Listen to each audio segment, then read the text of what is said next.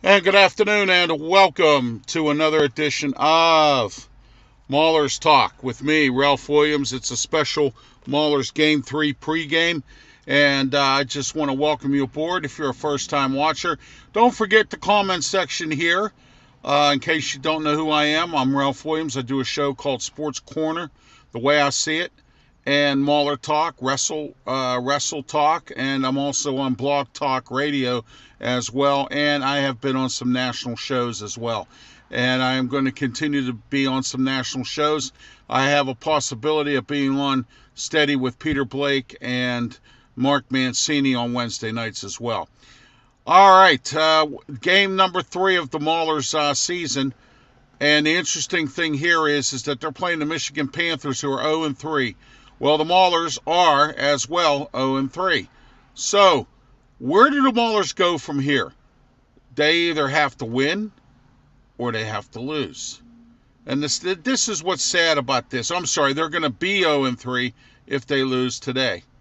They're going to be 0-3 if they lose today. The good news is that last week they were close against the Philly Stars. But you know what they say, close only counts in horseshoes and hand grenades. They lost 30-23. The problem with the MAULER'S is they need to put together a complete game. They have not done that. All right. Neither have the Michigan Panthers with Coach Jeff Fisher. You know, I got to give credit where it's due.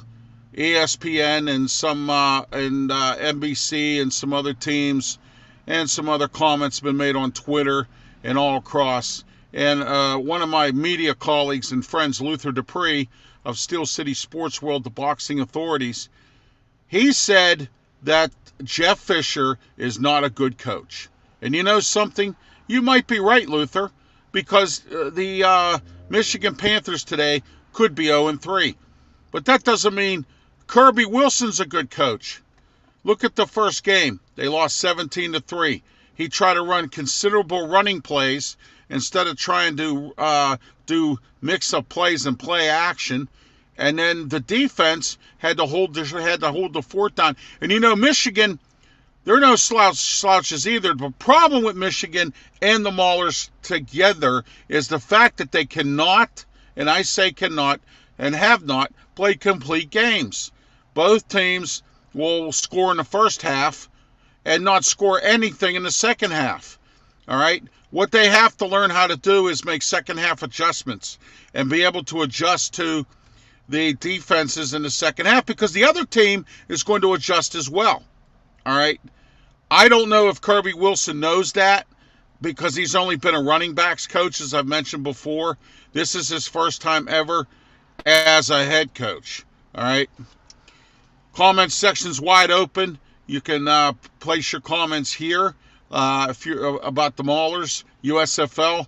Do you think the USFL is going to last past one season? What's going to happen next year? We could talk about that as well. Don't forget about Mauler Talk every Wednesday, 4:30 p.m. live here on YouTube and Facebook, and that's where we're live at today. It's a Sunday. I'm Ralph Williams, and it's great to be here once again for another edition of MAULER'S pregame. All right, let's look at some of the improvement that the MAULER'S had. They scored 30 points instead of only 3. The defense stiffened up. Josh Love is still the quarterback. Now, what I can't figure out is they drafted Kyle Lauletta in the first round, and I've said this many times, and I don't understand where he is and how come he's not playing. He's only did some mop-up duty in the last game and the game before. All right, I'm wondering if there's a rift between Lauletta and Kirby Wilson. That is what I'm wondering. And you know, Kirby Wilson's not the nicest guy in the world. You see what he did to De'Veon Smith over a piece of pizza and a chicken salad. I could just imagine what he's doing here with his team. I said this once and I'll say it again. The season's still young though, but this team could quit on him. And I think sooner or later it's going to happen, especially the way Kirby Wilson's running things right now. He's running it like a dictatorship. That's not the way you run things these days as a football coach. And I think he needs to learn a little bit about how to deal with some of these players and these athletes. It's one thing to do that in high school maybe, like Herman Boone did in the movie Remember the Titans. It's one thing to do that there, but not here. Not in this day and age, not in USFL pro football. USFL is kind of considered more or less a pro football, but just a spring football league. That is what they are considered.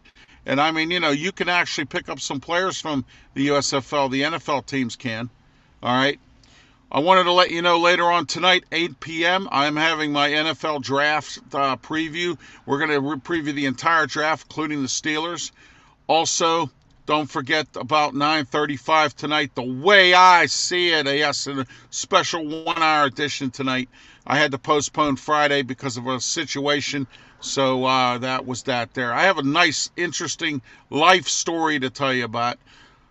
Something that happened again at my building in the parking lot. It involves my Jeep, and I will tell you tonight at 9:35. So when do you hear this? All right. Now, will the Maulers be 0-3, lose to another team who came up short? Maulers have come up short. They came up last week short. Michigan Panthers have been short 2 weeks in a row. Have to start playing. The Maulers have definitely, and I don't know how much I can reiterate this, they have to start playing a complete game. They cannot just play one half and then die in the second half, or die in the first half and readjust and play in the second half. Can't do that. You have to score points early. You have to kill the clock. Keep the Panthers off the field. Not that they're doing any good on offense, but you can't have your defense on the field. It tires your defense out. For a long period of time like that. And something, Kirby Wilson, you need to take a look at the Pitt Michigan State game in the Peach Bowl, how Pitt's defense got tired out because they were on the field too long. And the fact that I know what you're saying, they need to be physically ready for this, but you shouldn't have to be. The offense should be balanced. The offense should be able to score some points. The offense should be able to do what it needs to do to win games. And when you have to put your life and tail on the defense, and let's say the defense doesn't come through, then you lose. How about your special teams? How about running some kick returns and punt returns for touchdowns? I mean, there's other ways of scoring points. How about an onside kick? How about do something different, Kirby Wilson, to win these games when you don't have the tools or you have the talent to win some of these games?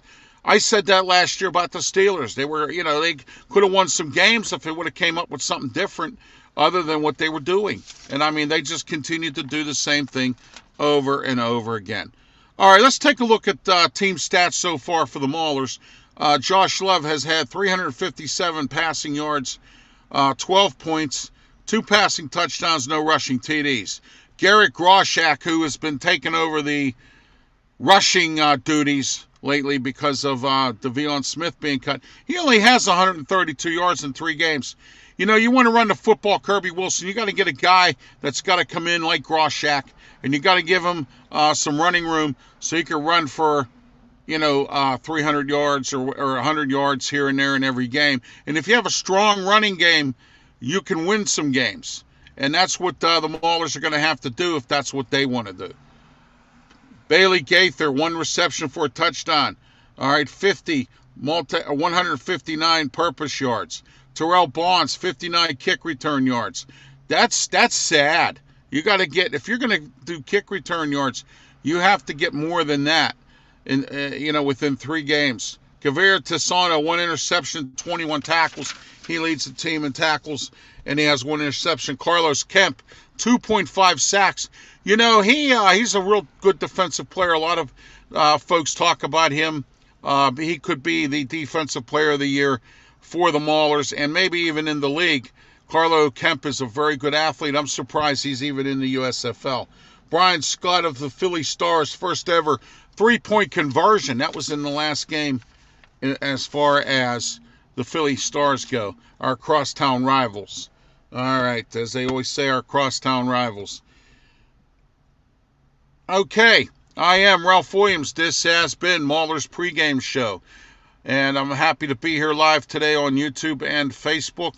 Don't forget for later on when the Maulers are finished for Mauler's postgame. I will be on 10 minutes after the final of the Maulers game. I will be live here on both Facebook and YouTube platforms. Don't forget your comments in the comments section. And please do not forget to subscribe to my channel. You can watch all my archive shows. And you can also check me out live. I'm live a lot here on Facebook and on YouTube. I also wanted to bring up Tuesday night, 8 p.m., here live on YouTube and Facebook, the Sports Corner show with me, Ralph Williams. Also, don't forget Wednesday night, or Wednesday afternoon, 4:30. Don't forget about the Mauler show, Mauler Talk. And then on Thursday at 8 p.m., don't forget about my show on Blog Talk Radio. 347-205-9631 is the number for you to call in order to listen to the show, and you can also make your comments. 10:15 p.m. I'm having a very special Thursday night edition of Sports Corner, and what we're going to do is we're having draft review, and I'm going to have my friends Joe Kuglis, Claudio Rosano, Scott Morganroth from the South Florida Tribune, and possibly a few more guests. And we're going to discuss not only just the Steelers draft, but the entire draft. Where we think teams are going, where we think teams should not have gone, what teams had needs, did they fill their needs, did the Steelers fill their needs? We're going to find out 10:15 on Thursday night as well. All right, I am Ralph Williams. This is Mauler pregame. Mauler's game starts at 2:30, and it'll be on the USA Network, so don't forget about that as well. Everybody have a great day. Enjoy the game. I'll see you at the post game coming up afterwards. Have a good day, and be safe.